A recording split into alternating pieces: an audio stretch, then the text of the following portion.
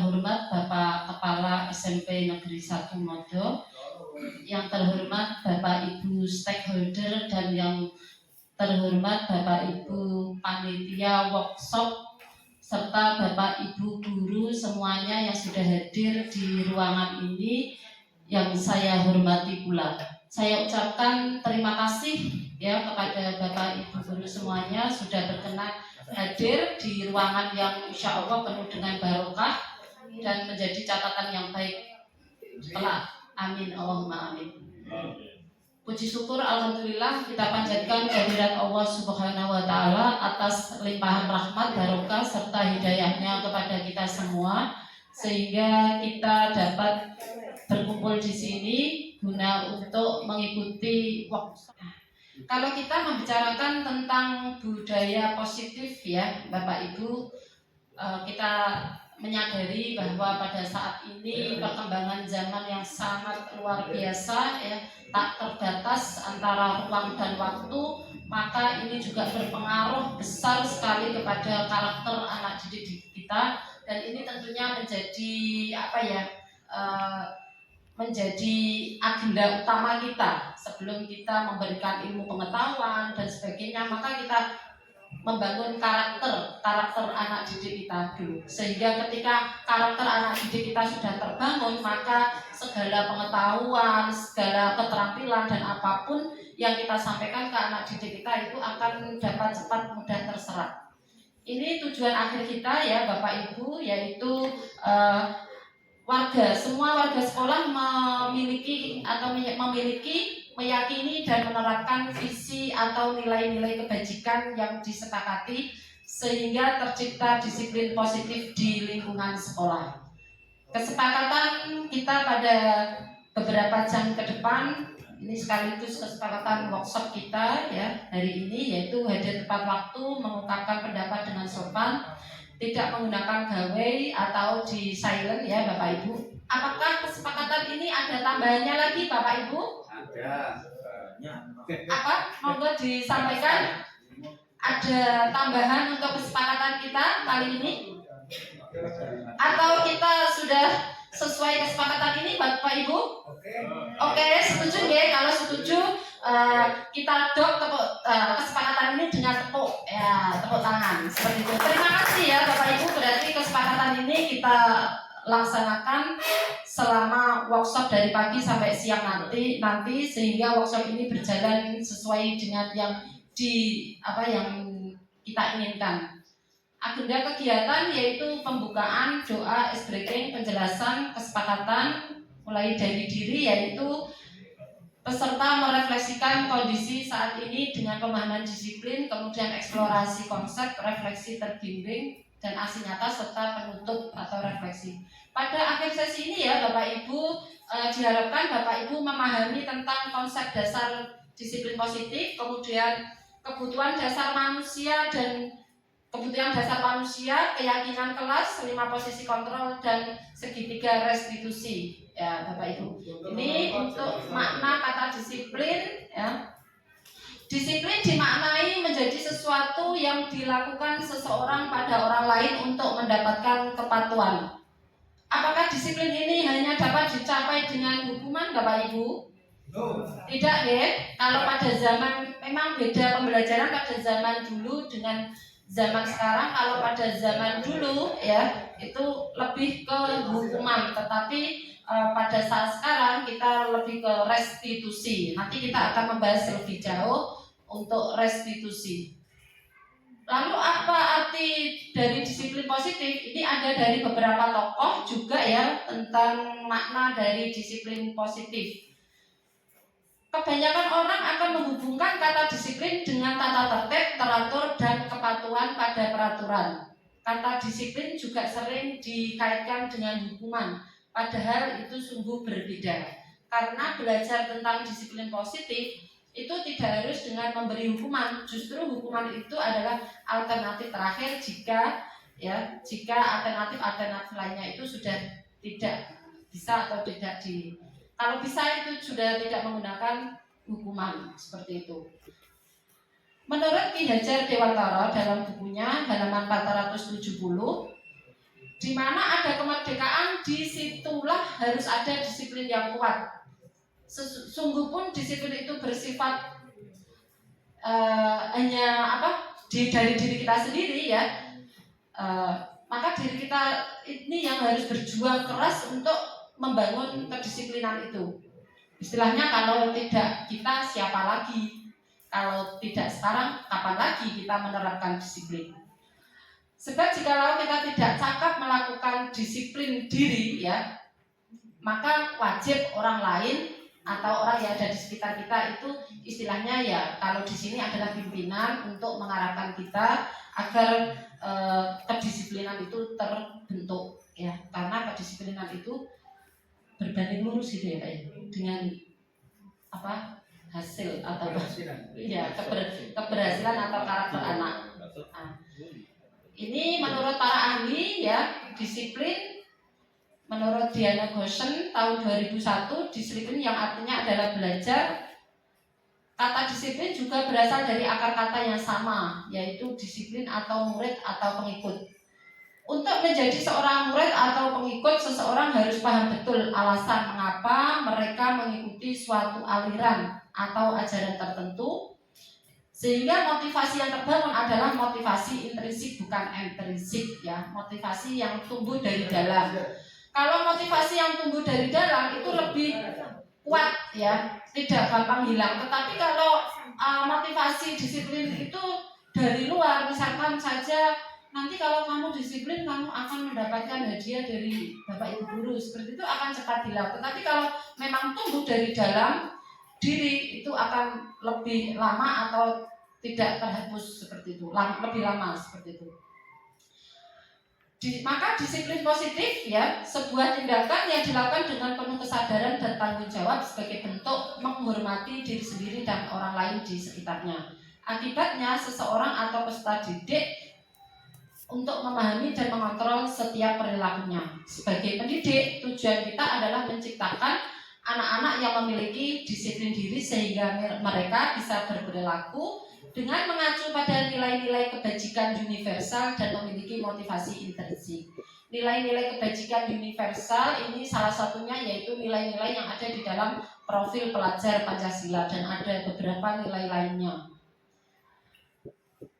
Ini apakah hubungan disiplin positif dengan pelaksanaan pembelajaran yang berpihak pada murid? Ini saya meminta kepada Bapak Ibu Guru untuk menyampaikan pendapatnya. Ini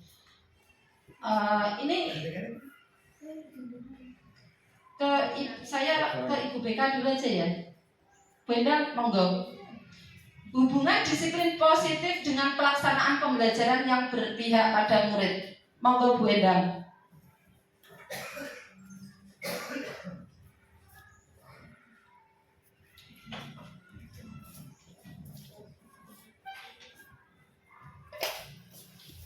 Assalamualaikum.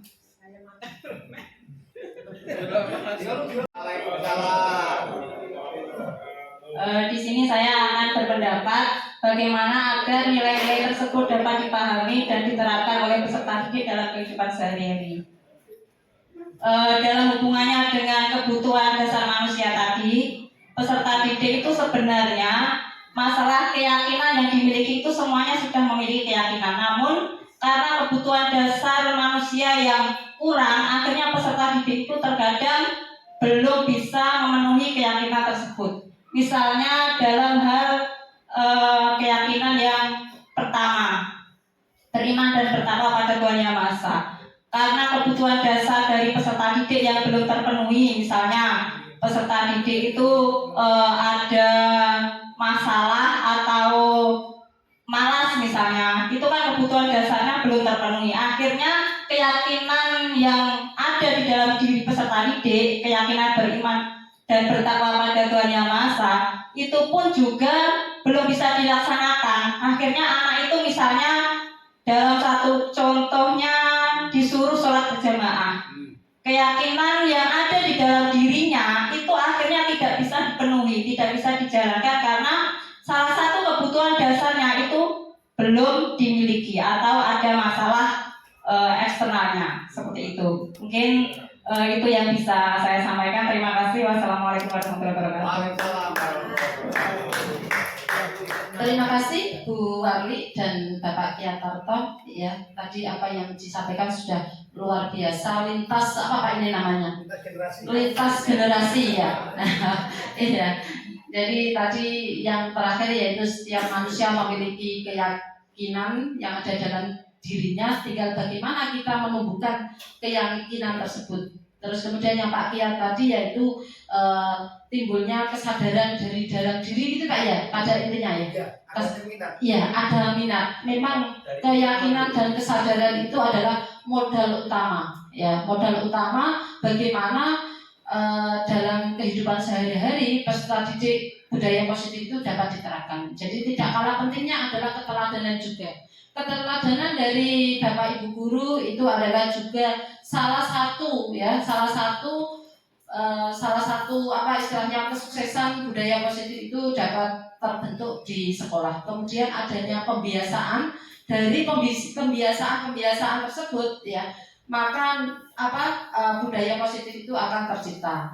Kemudian penumbuhan karakter seperti yang disampaikan Bu Warli tadi melalui semua punya keyakinan bagaimana istilahnya karakter anak itu dibentuk. Dengan karakter di awal tadi sudah saya sampaikan bahwa karakter adalah kunci ya. Karakter adalah kunci. Dengan karakter yang baik maka apapun nanti kedepannya insya Allah akan lebih baik. Kemudian komunikasi terbuka, tidak memberi hukuman ya Bapak Ibu, tidak memberi hukuman kepada peserta didik, sehingga nilai-nilai kebajikan ini, nilai-nilai kebajikan yang kemudian diberi teladan dari Bapak Ibu guru, kemudian dibiasakan di sekolah, karakternya dibentuk, kemudian saling terbuka antara siswa guru terbuka, maka nilai-nilai ini dapat diterapkan sehingga sekolah kita menjadi aman, nyaman dan menyenangkan.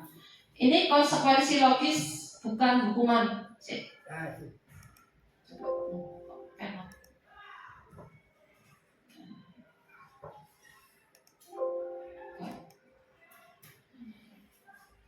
Tidak bisa dibuka. Lanjut aja ya. Jadi setiap kita, kalau zaman dulu kan kita memberi hukuman. Dengan hukuman itu nanti anak istilahnya akan kapok seperti itu ya. Tetapi zaman sekarang itu kalau kita memberikan hukuman, nanti anak itu malah punya rasa di dalam hatinya itu akan memiliki rasa-rasa seperti itu. Jadi ketika nanti misalnya saja anak kita melakukan sebuah kesalahan, maka kita dapat melakukan segitiga restitusi, kemudian memberikan konsekuensi logis. Contohnya anak membuang sampah sembarangan, maka konsekuensi logisnya apa? Konsekuensi logisnya adalah anak itu mengambil sampah yang sudah dibuang secara sembarangan. Contohnya lagi, anak mencoret-coret buku temannya, seperti itu. Konsekuensi logisnya apa? Anak itu mengganti buku temannya. Jadi bukan kita menghukum anak di depan kelas atau bagaimana. Ya, semoga nanti ke depannya memang kita bisa menerapkan itu ya, Bapak kesiswaan. Siap.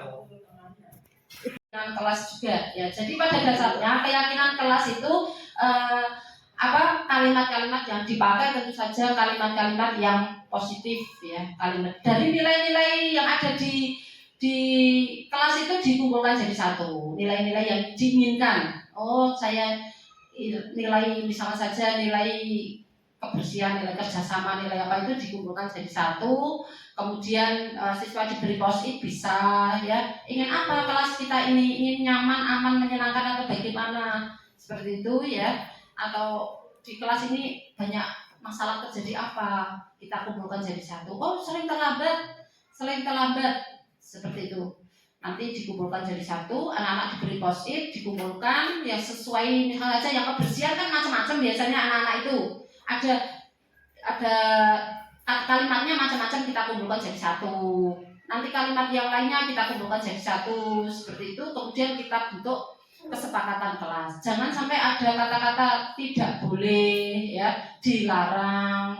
Jadi kalau kita anak-anak menginginkan kelas yang bersih, maka mari jaga kebersihan kelas kita. Kebersihan adalah tanggung jawab kita bersama. Jadi kalimatnya tidak boleh ada denda ya. Tidak membuang sampah pada tempatnya didenda 5.000, tidak boleh ya. Jangan. Ya, didenda seperti itu jangan ya. Jadi buanglah sampah pada tempatnya. Ini ya Bapak Ibu, bagaimana cara membentuk keyakinan kelas ini? Keyakinan kelas bersifat bukan lebih abstrak daripada peraturan yang lebih rinci dan konkret. Keyakinan kelas berupa pernyataan-pernyataan universal. Pernyataan kalimat dalam keyakinan kelas dibuat dalam bentuk positif ya, positif. Keyakinan kelas hendaknya tidak terlalu banyak sehingga mudah diingat dan dipahami oleh semua warga kelas. Jadi yang masih ada didenda mohon untuk diganti seperti itu. Keyakinan kelas sebaiknya sesuatu yang dapat diterapkan di lingkungan ya, kemudian ditinjau ulang ya, direfleksi. Ini prosedur pembuatan keyakinan kelas ya Bapak Ibu. Mempersilakan warga sekolah atau murid untuk bercurah pendapat, mencatat masukan-masukan, menyusun keyakinan kelas. Ini contoh keyakinan kelas ya. Hormat, bekerja, diterima dan dimiliki. Setiap anggota kelas perlu belajar. Setiap anggota kelas perlu senang ya. Senantiasa menjadi diri terbaik, senantiasa menghargai orang lain, selalu bersikap positif. Ini hukuman, konsekuensi dan restitusi ya, hukuman, konsekuensi dan restitusi. Hukuman, korban mendapatkan keadilan, konsekuensi korban bisa diabaikan, restitusi korban mendapat ganti. Lanjut.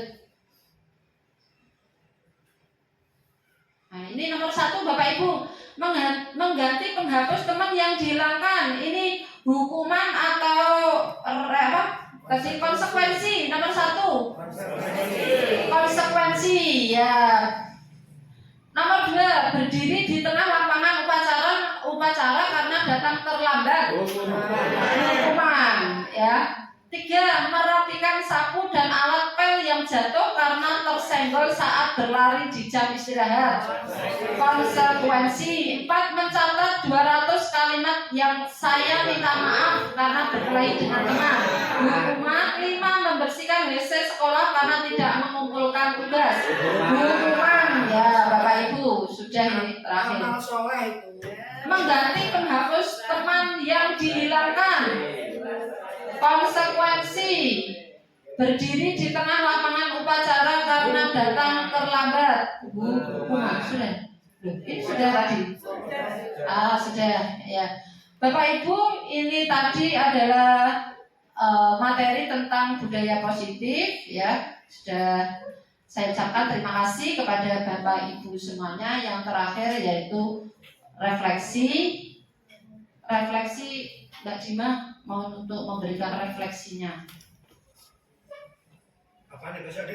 Jadi misalnya nih, Sahabat Bapak Ibu, itu adalah kebutuhan dasar dari manusia. Seperti apa yang sudah saya sampaikan tadi, ya, setiap siswa memiliki kebutuhan dasar sehingga ketika kebutuhan dasarnya itu dia mau mengaktualisasikan diri, misalnya saja karena dibullying, akhirnya tidak bisa berkembang potensinya, maka istilahnya pembelajaran yang berpihak pada murid itu tidak tersampaikan, sehingga ketika budaya positif itu ada di sekolah kita dan murid kita merasa aman, nyaman, bisa mengaktualisasikan diri, bisa belajar dengan enak, maka secara tidak langsung hak-hak murid itu terpenuhi.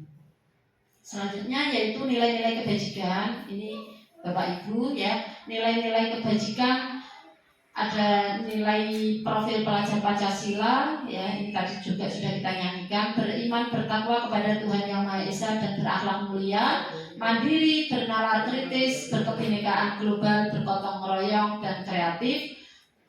Di sini ada beberapa nilai-nilai lainnya ya Bapak Ibu, yaitu ada nilai dari program PZP, toleransi, rasa hormat, integritas, mandiri, sampai dengan komitmen. Ada 9 pilar karakter bangsa, yaitu cinta Tuhan dan segenap ciptaannya, kemandirian, kejujuran, sampai dengan toleransi, kedamaian dan kesatuan. kemudian ada petunjuk hidup dan keterampilan hidup, ya ada peduli, penalaran, bekerja sama, sampai dengan rasa humor. Kemudian yang selanjutnya yaitu rasa empati, suara hati, kontrol diri, rasa hormat, dan yang terakhir yaitu keadilan. Nah, ini adalah nilai-nilai kebajikan. Nanti dari nilai-nilai kebajikan ini di kelas Bapak Ibu bisa kemudian membuat apa yang sudah Bapak Ibu lakukan, yaitu keyakinan kelas, ya, kemudian menjadi sebuah kesepakatan. Bagaimana agar nilai-nilai tersebut dapat dipahami dan diterapkan oleh peserta didik dalam kehidupan sehari-hari? Ini mari kita curah pendapat lagi. Bapak Kiat, monggo. Ini senior. Monggo Pak Kiat. Bagaimana agar nilai-nilai kebajikan tadi dapat dipahami dan diterapkan oleh peserta didik dalam kehidupan sehari-hari?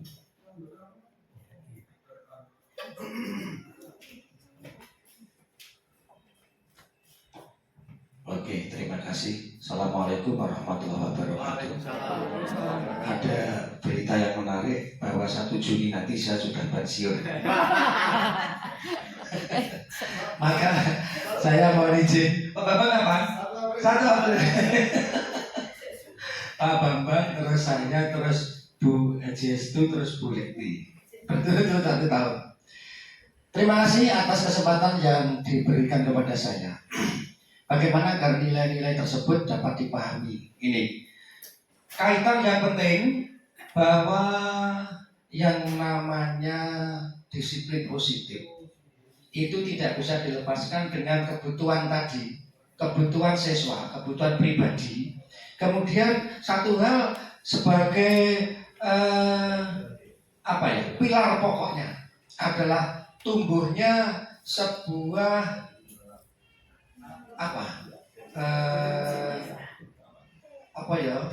pusat minat perhatian ini. Jadi satu hal yang perlu kita carikan rantainya itu disiplin positif, itu nanti akan mempengaruhi tercapai tidaknya kebutuhan pribadi siswa. Nah, kebutuhan pribadi siswa itu bisa kita capai dengan tumbuhnya kesadaran, ya, yang satu hal merupakan pilar pokoknya adalah tumbuhnya pusat minat perhatian. Ini yang rata-rata dari pengalaman saya yang susah untuk ditumbuhkan kepada anak-anak kita. Rata-rata, nuwun sewu, saya ini guru tradisional ya, karena saya pendidikan dari SPG. Itu nuwun sewu beda sekali dengan penjenengan yang non SPG. SPG itu murid yang patuh, manut, miturut, marang dawe guru. Saya ada cerita konkret. Saya dukung. Masalahnya saya tidak pernah ngajar di SPG. Pak Bambang pengalaman jadi guru, saya jadi muridnya. Ya. Pernah ada teman saya itu, gara-gara lampu merah, gurunya itu di depan berhenti karena lampu merah. Muridnya mendahului itu nggak naik kelas. Konkret terjadi itu teman saya. Ya, terus ada dulu menjelang pemilu 82 itu malam hari murid kelas 8 9 itu piket malam untuk menjaga ya kestabilan lingkungan malam. Ada teman saya itu nulis papan absen dengan tulisan macam-macam, nama tokoh, bukan murid itu. Paginya konangan, nggak naik kelas.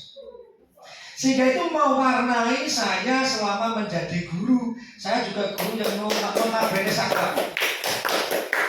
Nah, kunci saya agar kebutuhan anak itu bisa dicapai, anak perlu punya pusat minat perhatian. Saya mohon maaf Bu Mutia, barangkali teori saya ini berlawanan dengan teori masa kini. Berlawanan dengan teori masa kini.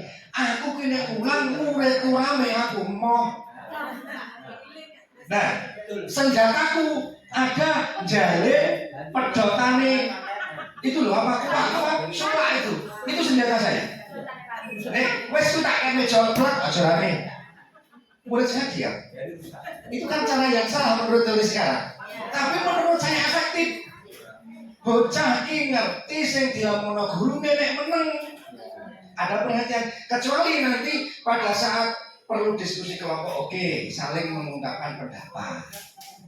Bapak. Anak sekarang itu tidak akan pandai kalau hanya biasa nyanyi, tapi bisa pandai kalau dikeplak. Itu yang nggak boleh. Nanti kalau kita baca teorinya Bumut akan ada kontradiksi. Teori yang saya terapkan karena buah dari karakter pendidikan saya tempo dulu dengan teori sekarang. Jadi Bumut, ini sekali lagi saya mohon maaf kalau mungkin teknik pembelajaran saya agak berbeda dengan yang diterapkan pada kurikulum Merdeka masa kini. Ada beberapa yang pernah saya kembalikan. Iya, terima kasih. Ini dari guru senior. Saya mohon untuk Bu Warli, monggo menyampaikan bagaimana agar nilai-nilai kebajikan tadi dapat dipahami dan diterapkan oleh peserta didik dalam kehidupan sehari-hari. Di awal tadi saya menjadi menyadari bahwa ada beberapa hal yang sebelumnya itu saya lakukan untuk menertibkan atau mendisiplinkan anak-anak di kelas, dan ternyata itu merupakan suatu hal yang kurang tepat seperti itu.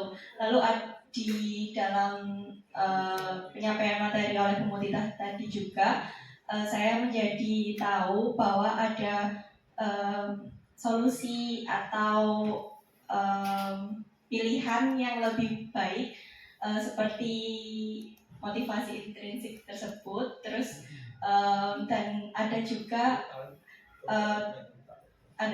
tatanan guru berkatanya seperti itu yang menghasilkan atau berdampak pada siswa yang lebih baik lagi. Seperti itu kurang lebihnya. Wassalamualaikum warahmatullahi wabarakatuh. Terima kasih Mbak Budima sudah menyampaikan refleksinya. Saya akhiri dari saya sekian. Assalamualaikum warahmatullahi wabarakatuh. Selanjutnya saya serahkan kepada Pak Masmul. Sebenarnya saya mau tanya. Iya. Monggo. Tanya sebelum refleksi mau tanya tapi dulu. Jadi ini untuk tata tertib sekolah dengan kesepakatan itu kan balance ya. Iya. Untuk ini menilai anak, bagaimana anak ini kita kan nggak boleh memberi poin artinya ini nanti. Kalau seandainya kurikulum Merdeka ini diterapkan pada pendidikan anak, terus untuk memberikan nilai antara tata tertib dengan konsekuensinya itu bagaimana? Soalnya kami kan menggunakan poin. Iya. Terima kasih. Ini untuk apa yang poin-poin tadi ya. Ini sepertinya kalau menurut saya secara pribadi ini di luar ini ya, secara pribadi ini saya kira untuk guru-guru BK misalnya saja satu kabupaten ya, otomatis bisa menyesuaikan gitu ya Pak Masmul ya, menyesuaikan dengan kurikulum yang ada, bagaimana mereka bisa BK ini berjalan tanpa istilahnya, tapi bisa menerapkan kesepakatan seperti itu. Jadi mungkin bisa dikoreksi ulang bagaimana ini, seperti CP itu kan juga begitu, bukunya lama tapi CP-nya baru. Ya sudah, ketika saya itu disuruh buat modul ajar, ya wis tak kadane buku CAE kapan gitu, seperti itulah. Karena itunya juga belum ada seperti itu. Tapi nanti Bapak Ibu ketika breakdown jangan ya, tetap sesuai dengan CP-nya. Jadi saya kira itu ya Bu Endah. Nanti untuk masalah aturan, tata tertib itu saya kira guru BK itu yang lebih paham ya tentang antara kesepakatan atau keyakinan kelas terhadap kurikulum Merdeka yang diterapkan dengan tata tertib yang ada di sekolah. Nanti bisa dibicarakan ulang seperti itu agar sesuai. Saya kira seperti itu ya, Bu Endah. Untuk contoh ini ya. Kan anak itu sering terlambat. Ya. Kalau saya kan sampai sebaiknya ya masuk lebih pagi, artinya membuat jadwal. Iya. Saya bilang gitu. Nah, kalau terus menerus seperti ini, biasanya kan 1, 2 kali, 3 kali kan ada undangan untuk orang tua. Iya. Bukan panggilan, enggak panggilan. Panggilan itu kesannya ini. Jadi saya mengundang orang tua. Bagaimana ya supaya antara orang tua anak itu kalau masuk itu diperhatikan gitu. Iya. Bukan sudah saya ini pagi tapi nyampe sini. Terus kemudian dari ini tolong dipantau sampai sekolah. Karena seperti itu. Terus kemudian, Bu, jangan dipanggil orang tua saya itu memberikan ini. Lebih baik saya membersihkan bersih saja daripada panggilan orang tua dan sebagainya. Iya. Nah itu. Iya. Jadi menjadi kendala kami. Iya, iya. Ini terima kasih Bu Endang dari Guru BK sudah curah pendapat bagaimana apa yang terjadi tetapi tidak sesuai atau istilahnya berbanding terbalik dengan apa yang tujuan yang diinginkan oleh pemerintah, yaitu kita tidak boleh menghukum kepada anak. Memang pada akhirnya kita tidak boleh menghukum, Bu. Ya, pada akhirnya itu yang istilahnya Guru BK terapkan seperti itu. Saya kira juga poin-poin itu akan membebani siswa juga, ya, akan membebani siswa. Jadi ini perlu dikaji ulang juga bagaimana kita membuat tata tertib itu kita hubungkan dengan kesepakatan, keyakinan di sekolah kita seperti itu ya. Saya kira itu Bu Endang ya. Nanti bagaimana baiknya ya di ya